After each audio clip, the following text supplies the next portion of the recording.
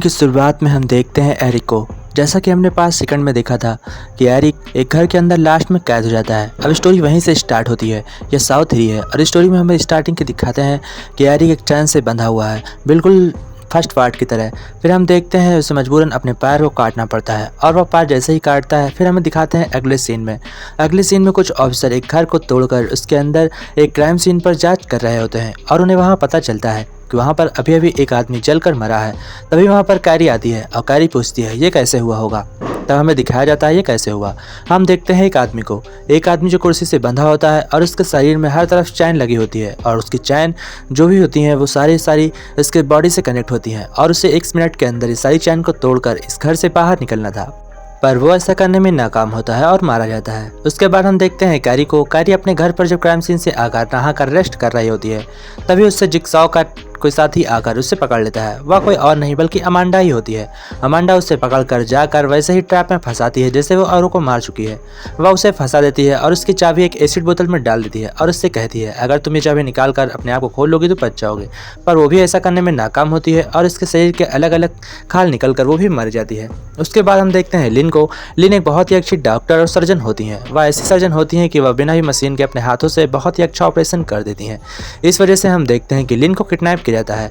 लिन को भी अमांडा ने ही किडनैप किया होता है क्योंकि उसे जिगसॉ का ऑपरेशन कराना था। जिगसॉ वही बूढ़ा इंसान है जिसे कि हमने स्टार्टिंग में देखा था और उस पर कैंसर की बीमारी होती है। इस वजह से उसकी तबीयत धीमे धीमे बिगड़ती जाती है और इसी वजह से अमांडा लिन को पकड़ कर लाती है कि उसे जल्द से जल्द ठीक कराया जा सके। पर लिन बताती है कि ऐसा करना नामुमकिन है क्योंकि यहाँ पर सभी तरीके की मशीन और औजार नहीं है जिससे कि मैं इसका ऑपरेशन कर सकूं। इसी वजह से हम देखते हैं कि अमांडा गुस्सा होकर लिन की गले में एक डिवाइस लगा देती है और वह डिवाइस सीधा उसके हार्ट से कनेक्ट होता है, यानी कि जिगसॉ जैसे ही मर जाएगा तो वो डिवाइस फट जाएगा और इसकी वजह से लिन की भी डेथ हो जाएगी। फिर हमें अगले सीन में दिखाते हैं जेफ को। जेफ एक बहुत ही अच्छा इंसान होता है और उसके बेटे की डेथ हुई होती है और इसी के लिए उन जितने कातिल होते हैं उनको ट्रैप में फंसाया जाता है। अब हम देखते हैं जेफ की जो गवाह होती है और उसके बच्चे को इंसाफ नहीं मिला था और उसकी जो गवाह होती है उसने गवाही नहीं दी थी। इसी वजह से हम देखते हैं एक लड़की को बंधी हुई। वो लड़की एक आइस रूम में बंद होती है और आइस रूम में इतनी ज़्यादा ठंड होती है और उसकी बॉडी पर एक भी कपड़े नहीं होते हैं।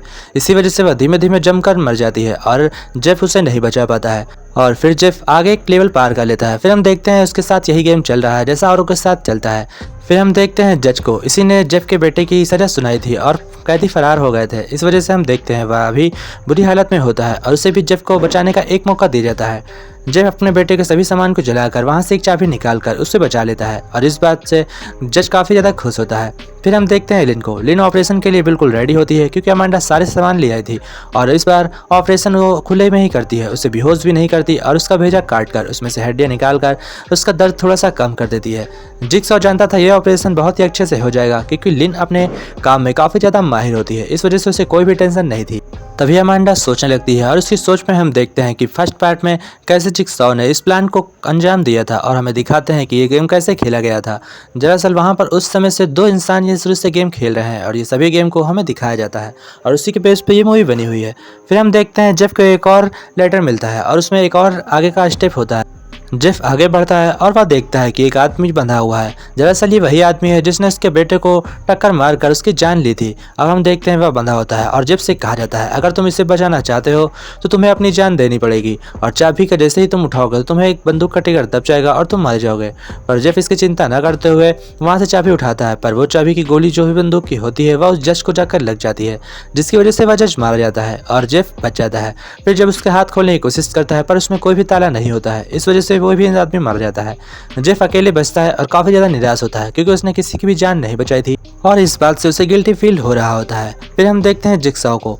जिगसॉ का ऑपरेशन कामयाब होता है और अमांडा से जिगसॉ कहता है कि तुम लिन को छोड़ दो, पर अमांडा ऐसा करने से मना कर देती है। तभी जिगसॉ बताता है कि अमांडा ये गेम जितने भी अभी तक तुमने खेले हैं ये गेम मेरे कहने पे ही चल रहे थे और इस बार मैं उन लोगों की परीक्षा नहीं, मैं तुम्हारी परीक्षा ले रहा था। मैं देखना चाहता था कि तुम अपने गुस्से पर काबू कर सकती हो और दूसरों को माफ़ कर सकती हो या नहीं कर सकती हो। पर अमांडा लिन को माफ़ नहीं कर पाती है और वह उसे शूट कर देती है। जैसे ही लिन मरने लगती है तो इधर हम देखते हैं कि जेफ भी लेवल सारे पार कर उस रूम में आ चुका था और अपनी बीवी की ऐसी हालत देखकर वो भी अमांडा को शूट कर देता है जिसकी वजह से अब अमांडा भी मरने वाली थी और इधर हम देखते हैं कि लिन भी मरने वाली थी। पर जेफ को एक लास्ट मौका मिलता है और यह जिगसॉ का लास्ट गेम होता है। जिगसॉ जेफ से कहता है अगर तुम जीना चाहते हो तो तुम मेरा कहना मानो मैं तुम्हारी पत्नी को आसानी से बचा सकता हूँ और 4 मिनट में यहाँ पर एम्बुलेंस आकर तुम्हारी पत्नी को बचा लेगी। पर जब उसकी बातों में नहीं फंसता और वह जिगसॉ का गला काट देता है। जैसे ही जिगसॉ मरता है तो वह एक टेप रिकॉर्डर प्ले कर देता है और इस टेप रिकॉर्डर में हमें बताया जाता है कि उसकी लड़की भी जिगसॉ के कब्जे में होती है और वो कहाँ होती है यह किसी को नहीं पता होता है। इस बात से जिग को बहुत पछतावा होता है कि उसने जिगसॉ की बात क्यों नहीं सुनी और इसी के साथ यह मूवी एंड हो जाती है। आशा करते हैं आप लोगों को वीडियो पसंद आई होगी। अगर पसंद आई है तो चैनल को लाइक एंड सब्सक्राइब जरूर करिएगा। बहुत बहुत धन्यवाद।